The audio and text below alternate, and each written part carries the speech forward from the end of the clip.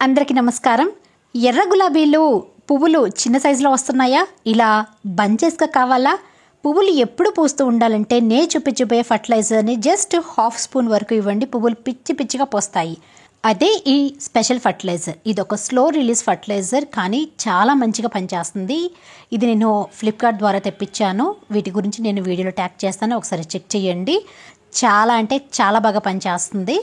ఒక్కసారి వాడి చూడండి, రిజల్ట్ మీకే తెలుస్తుంది. ఇలా మనం చక్కగా వాడిన తర్వాత సీల్ చేసుకోవచ్చు.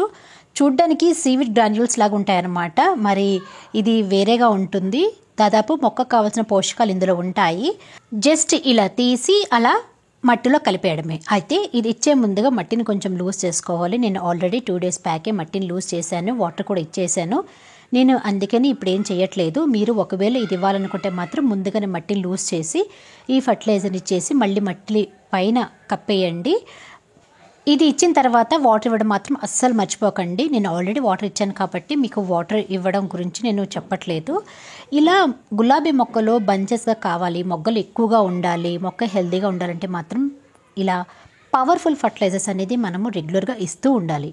ఎన్ని రోజులకు ఒకసారి ఇవ్వాలి అంటే నెలకు ఒకసారి ఇవ్వాలి. మరి ఇది ఒక్కటేసే సరిపోతుందా, వేరే ఫర్టిలైజర్స్ అవసరం లేదా అంటే లేదండి, అన్నీ ఇవ్వాలి. కాకపోతే ఇది ఏం చేస్తుందంటే మట్టికి బలాన్ని అందిస్తుంది. అంటే మనకు తెలుసు కదా, గులాబీ మొక్కలు హెవీ ఫీడర్స్ అని, వాటికి ఫర్టిలైజర్స్ కూడా ఎక్కువగా అవసరం పడుతూ ఉంటాయని మనకు తెలిసిన విషయమే కదా. ఇలా మనము అన్ని మొక్కలకి ఇస్తే అది చక్కగా తీసుకొని మొక్కలు తొందరగా కోలుకోవడానికి ట్రై చేస్తాయి.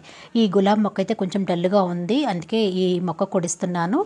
నెక్స్ట్ మంత్ నుంచి ఎండలు ఎక్కువగా అవ్వబోతున్నాయి. ముందుగానే మనం ఇలాంటి ఫర్టిలైజర్స్ ఇచ్చి మొక్కని ప్రిపేర్ చేసుకోవాలి. ఎందుకంటే ఎండవేడిని తట్టుకొని గులాబీ మొక్కలు బ్రతకాలంటే కొంచెం కష్టమే. మరి ఇలా మట్టి పైన ఆకులైనా లేదంటే ఏదైనా సరే డెడ్ లీవ్స్ అయినా సరే ఉంటే వెంటనే ఎప్పటికప్పుడు తీసేస్తూ ఉండండి. మొక్కకి ఏదైనా సరే పెస్ట్ అటాక్ అయితే వాటిని కంట్రోల్ చేయడానికి ట్రై చేయండి. ఎందుకంటే మనం ఎన్ని ఫర్టిలైజర్ ఇచ్చినా కానీ పెస్ట్ అటాక్ అయినా లేదంటే ఫంగస్ అటాక్ అయినా సరే మొక్కలు అంత ఈజీగా కోలుకోవు. ఇలా వేసిన తర్వాత మట్టిలో కలపాలి, ఇది మాత్రం మర్చిపోకండి.